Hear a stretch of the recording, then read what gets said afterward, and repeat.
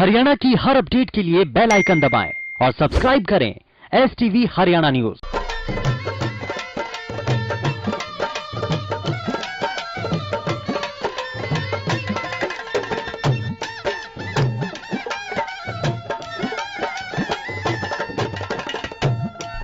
राम राम नमस्कार। आप सब हरियाणा न्यूज देखने लाग रहे और मेरा नाम से सोनिया सतानी आप सारा का घना स्वागत करूं છું મારે ખાસ હરિયાણवी बुलेटिन चौगरदा के हरियाणा में तो चलो चौगरदा की खबर की शुरुआत करांगे।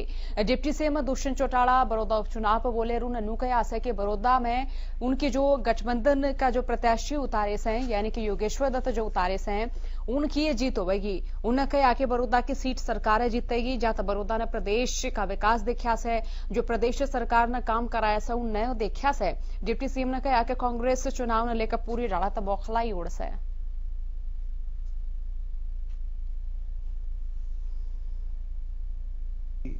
फार्मिंग लॉज नहीं है, इनमें एग्रीकल्चर रिलेटेड सिर्फ एक कॉन्ट्रैक्ट फार्मिंग के ऊपर लीगैलिटी को इम्प्रूव किया है कि किसान के साथ धोखा ना हो।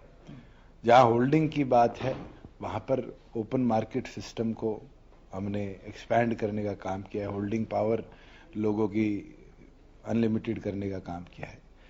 आज के दिन जब हम प्रदेश की बात करें तो बहुत से लोग आज भी दबाव दे रहे हैं कि पंजाब की तर्ज पे कानून बनाओ। आप लोगों ने भी पंजाब का रेजोल्यूशन पढ़ा होगा। उनने बड़े स्मार्टली किसान के साथ एक धोखा किया और लिख दिया कि वीट और पैडी पे MSP जो नहीं देगा उसको सजा होगी। वीट और पैडी पे तो हरियाणा के अंदर हम शोर कर रहे हैं। मैंने तो पहले दिन कहा था जब ये कानून के बाद लोग इस्तीफा मांग रहे थे कि जब तक मैं बैठा हूं मैं शोर करता हूं कि हरियाणा के फार्मर की प्रोड्यूस की एक एक चीज को हम MSP पे खरीदेंगे। और हैरानी की बात है, कल जब मैंने फूड सप्लाईज का रिव्यू लिया, जो हमारा दाल का एस्टीमेट था, आप हैरान हो गए। हमने मंडीज भी बढ़ाई कि दाल फालतू आएगी। आज दाल MSP से ऊपर बिक्री है और ये रिजल्ट आता है कि हम उसका शायद 10% भी MSP पे ना खरीद पाए। तो बता देवा कि आपने जो है कि ज्ञानचंद गुप्ता से जो बातचीत करी वो सुना देवा के मैं बोले। विधानसभा अध्यक्ष ज्ञानचंद गुप्ता हमारे साथ हैं। आप जानते हैं कि विधानसभा का सत्र 5 नवंबर से दोबारा कंटिन्यू किया गया है। पीछे 26 अगस्त को ये हुआ था कोरोना के चलते। ये जो सत्र है आप जानते हैं कि कुछ समय ही चल पाया और तब प्रश्नकाल भी नहीं हुआ था। विपक्षी दलों की भी मांग थी कि सत्र बुलाया जाए क्योंकि कई करंट मुद्दे हैं उन्हें चर्चा करनी है। ज्ञान जी ये बताएं कि सत्र तो आपने बुला लिया है 5 दिन के लिए, अभी तक सरकार की तरफ से कोई कार्यक्रम आया है कि कितने दिन का होगा? नहीं, देखिए, जो विधानसभा का सत्र है वो 5 नवंबर से होने जा रहा है। कितने दिन का सत्र होगा, क्योंकि वो विधायी कार्य जो हमारे पास पेंडिंग है या जो नए हमारे पास बिल वगैरह आएंगे उसको देख करके बिजनेस एडवाइजरी कमेटी की मीटिंग के अंदर हम तय करेंगे कि ये सत्र कितने दिन चलेगा, किस समय तक चलेगा, 1 दिन चलेगा या 2 दिन चलेगा। 2 दिन के अंदर भी 2 सीटिंग हो सकती हैं। तो उस दृष्टि से ये सारा तय होगा BAC मीटिंग के अंदर। कि क्योंकि कोरोना चल रहा है तो ऐसे में टेस्टिंग की व्यवस्था भी रखी है कि जो हाउस में आएगा। बिल्कुल बिल्कुल, हमने यहाँ बाहर जो विधानसभा के बाहर उसी दिन हम सभी विधायकों का और सभी जो अपने कर्मचारी हैं या अधिकारी हैं उनका हम कोरोना टेस्ट करवाएंगे। ये बताएं कि आपने एक व्यवस्था नई शुरू की है कि जो प्रश्न है उन्हें ड्रॉ के जरिए निकाला जाता है और फिर अलॉट किया जाता है। तो ये ड्रॉ जो है कब तक होने के आसार हैं? ये हमने इसकी तिथि और समय तय कर दिया है। मंगलवार को 4 बजे ये जो ड्रॉ है ये सभी विधायकों के सन्मुख हम ड्रॉ निकालेंगे ताकि किसी भी विधायक को कोई शिकायत ना रहे कि मेरा प्रश्न जो ड्रॉ के अंदर नहीं डाला गया। तो सभी विधायकों से हम निवेदन करते हैं कि उस ड्रॉ के अंदर ज्यादा से ज्यादा लोग रहें।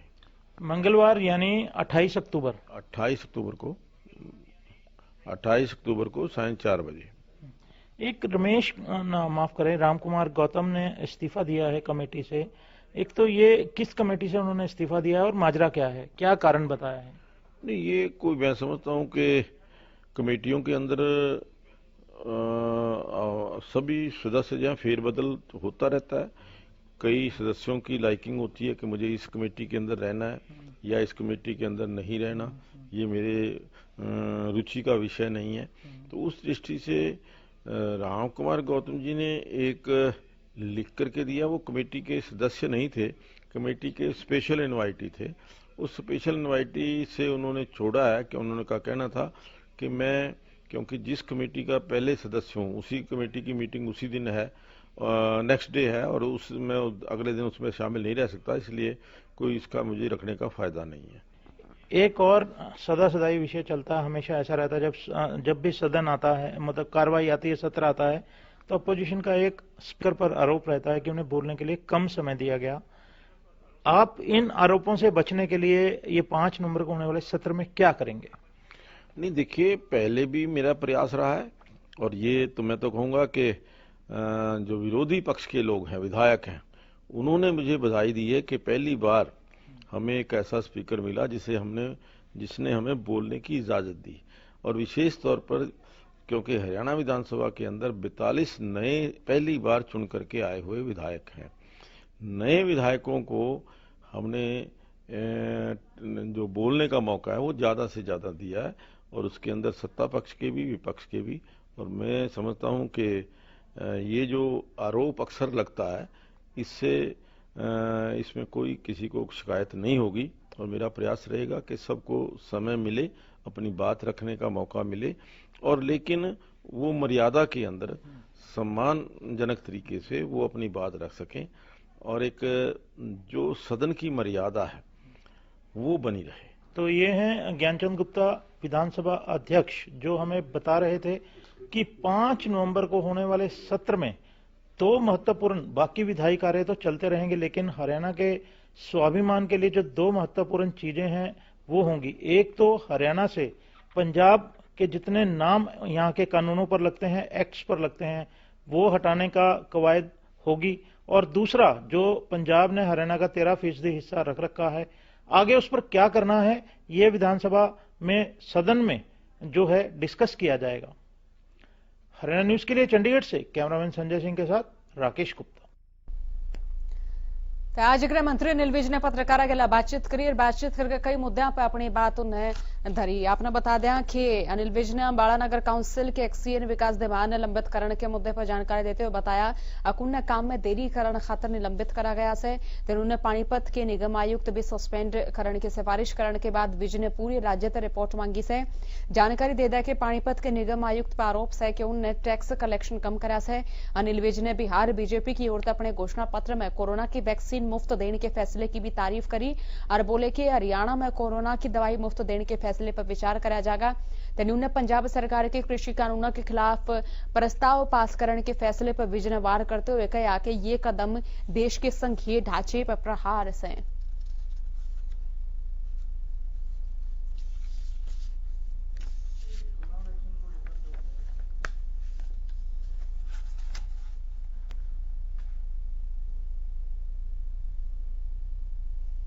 तो बड़ौदा उपचुनाव के मद्देनजर तमाम पार्टियां की ओर से चुनावी प्रचार प्रसार धुआंधार तरीके तक करा जाने लग रहा है।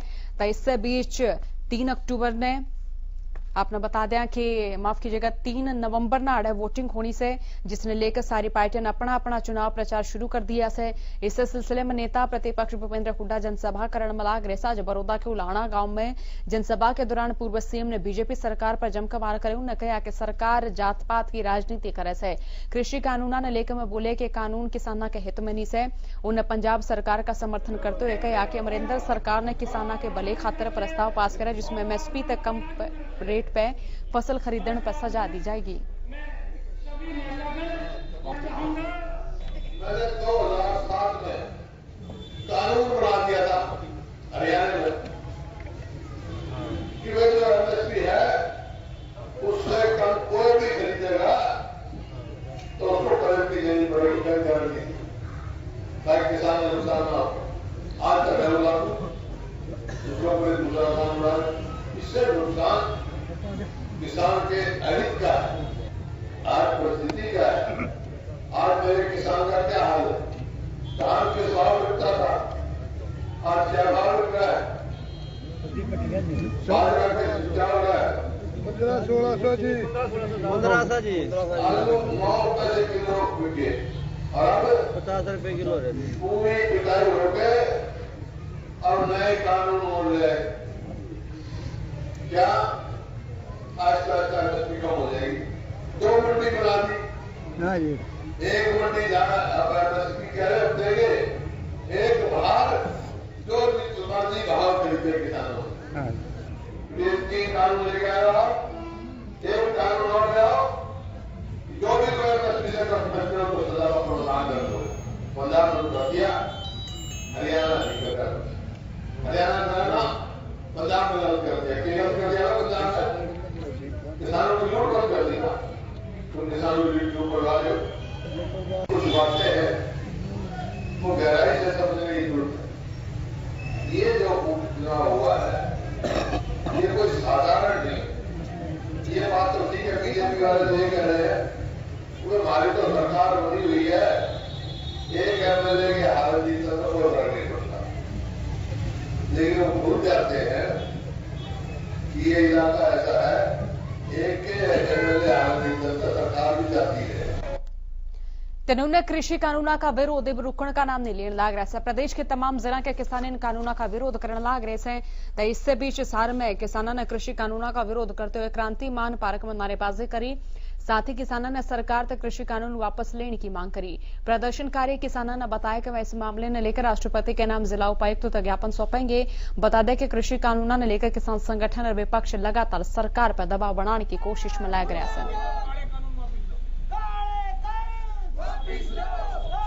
आज तो हमें ज्ञापन सौंपना है, हमने प्रधानमंत्री के नाम डीसी को ज्ञापन देंगे।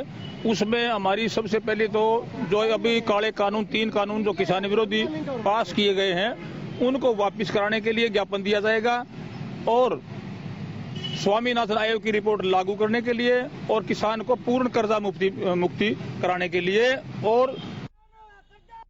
और किसान कृषि कानूना का विरोध कर रहे हैं तो दूसरे ओर किसान अपने खराब हुई फसलों के मुआवजे खातर भी विरोध प्रदर्शन करने लग रहे हैं। तो उन्होंने फतेहाबाद में भी किसानों ने लघु सचिवालय में प्रदर्शन कराया। उनकी फसल खराब हो गई से मुआवजे की मांग कर रहे हैं। उन्हें उचित गिरदावरी की मांग करी और सीएम के नाम जिला प्रशासन तक ज्ञापन सौंपा। साथ ही किसानों ने सरकार तक कृषि कानून रद्द करने की भी मांग करी है।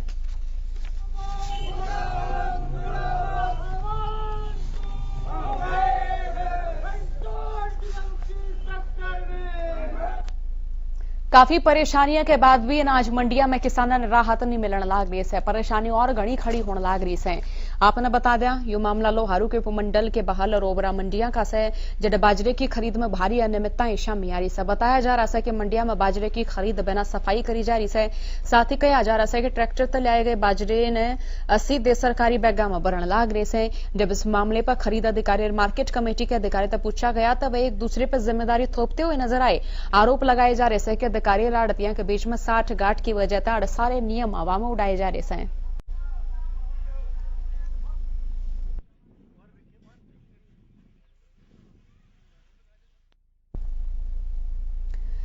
प्रदेश के कई जिले के किसान ऐसे से जिनकी धान की फसल कटेगी से, कई किसान ऐसे से जिनकी धान की फसल इब कटन लाग रही है। तो न्यू में किसान जो फसल के जो अवशेष हैं उन्हें फूकण के अलावा और राह सरकार तक पूछने लाग रहे हैं। तो जाखड़ मंडी में किसान संघर्ष समिति ने पराली जलाने के मामले ने लेकर किसानों पर दर्ज हुए केस वापस लेने खातर प्रदर्शन कराया। किसानों ने जाम लगाकर सरकार के खिलाफ नारेबाजी करी और दर्ज करे गए मामले तुरंत प्रभाव तय वापस लिए जाने की मांग करी। जाम लागण के कारण सड़क के दोनों ओर वाहनों की लंबी कतार लगी।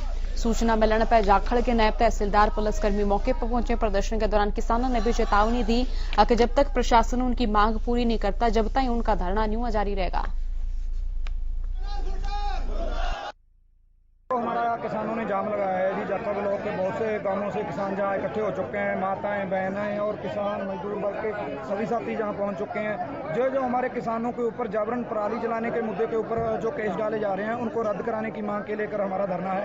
और हम प्रशासन को और सभी को एक चेतावनी देना चाहते हैं कि जब तक हमारे पास कोई अधिकारी आके हमको पक्का आश्वासन नहीं मिलेगा तब तक हमारे किसान कह रहे हैं कि हम यहाँ पर अनिश्चितकालीन धरना रखेंगे जी।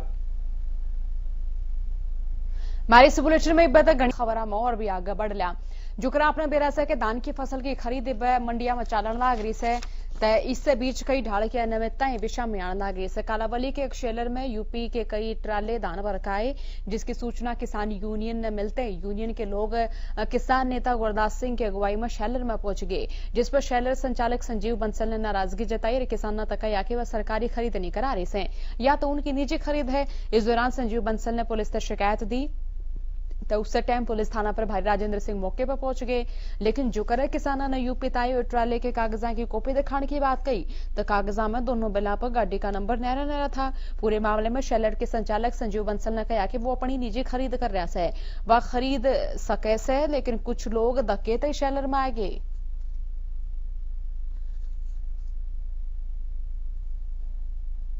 राइस मिल है, मैंने गवर्नमेंट के साथ कोई एग्रीमेंट नहीं किया। अपना माल यूपी बिहार से मंगवा के उसको धान को प्रोसेस करके मैं अपना चावल मार्केट में बेचता हूँ। अगर नहीं बेच सकता तो मेरे को वो कानूनी कार्रवाई दिखा दूंगा। लेकिन आज 20 बंदों ने आके और आगे इन्होंने मेरी फैक्ट्री के अंदर तक घुस गए, मेरी बिना हाजिरी के। मैंने तो मेरे को बोला दफ्तर में बैठ के बात करो मेरे से, बोले हम तुम्हारा कुछ उठा के थोड़ी लेके जाते हैं।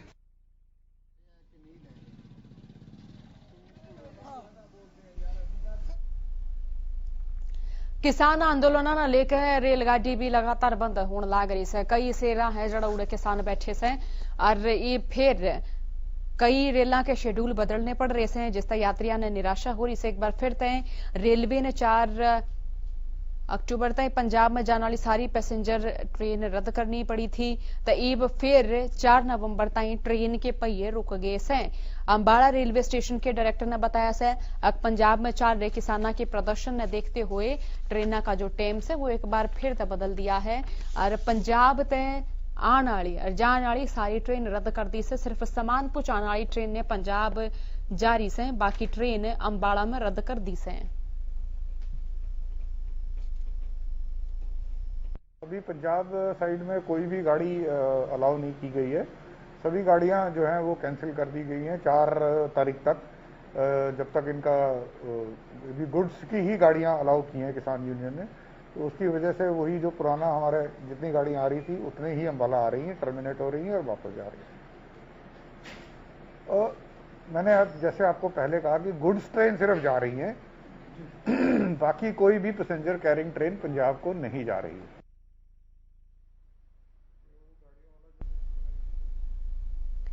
तो उन्होंने रोडवेज विभाग के कर्मचारियों ने प्राइवेट ट्रांसपोर्टर्स के खिलाफ धरना प्रदर्शन कराया और कर्मचारियों ने अपने विभाग का आरोप लगाया कि विभाग कंपनियों के दबाव में काम कर रहा है, इसी के चलते उनके मनमाने ट्रांसफर करे जा से।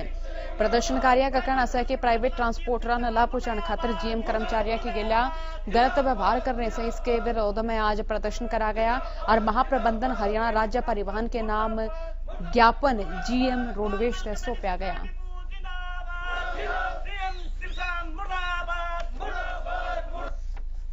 आज का जो हमारे कर्मचारी में रोज सिक्योरिटी मीटिंग है, ये हमारे जीएम महोदय ने कल प्राइवेट छापोला ट्रांसपोर्ट के कहने पे हमारा साथी सुरेंद्र सिंह कंडक्टर C102 का ट्रांसफर अचानक इलाहाबाद मार्ग से डवाली कर दिया, ताकि कर्मचारी सही रिसीट ना ला सके, सही ड्यूटी ना कर सके।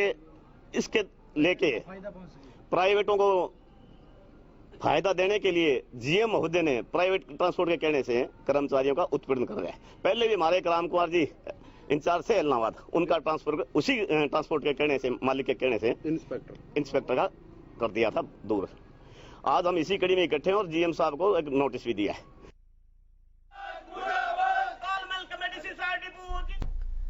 तो उन्होंने जुलाना के लोग बिजली विभाग तक घने परेशान हो रहे से। विभाग तक परेशानी का कारण से बिजली बिल जुलाना में बिजली की समस्या का समाधान करने खातिर जुलाना सब डिवीजन ऑनलाइन कर दिया गया है। बिजली विभाग के एक्सीन ने जुलाना का दौरा कराया तो लगातार मिल रही लोगों की शिकायत पर उन्होंने कहा कि हरियाणा में बिजली बिल का काम ऑनलाइन कराया जा रहा है, जिसके चलते जुलाना में भी ऑनलाइन काम कराया जा रहा है, जिस कारण पिछले महीने दिक्कत आई।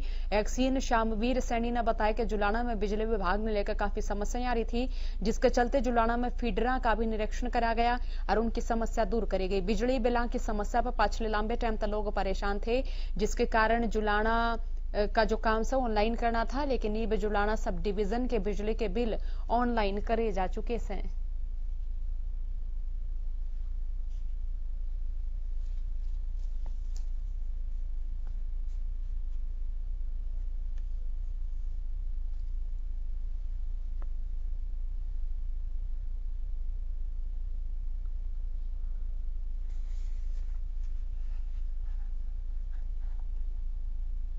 इसमें हमारा जो ये जुलाना है ये पहले ऑफलाइन था, ऑनलाइन नहीं था जी। तो अब इसको ऑनलाइन कर दिया गया, RAP-DRP प्लेटफॉर्म पे इसको माइग्रेट कर दिया गया है।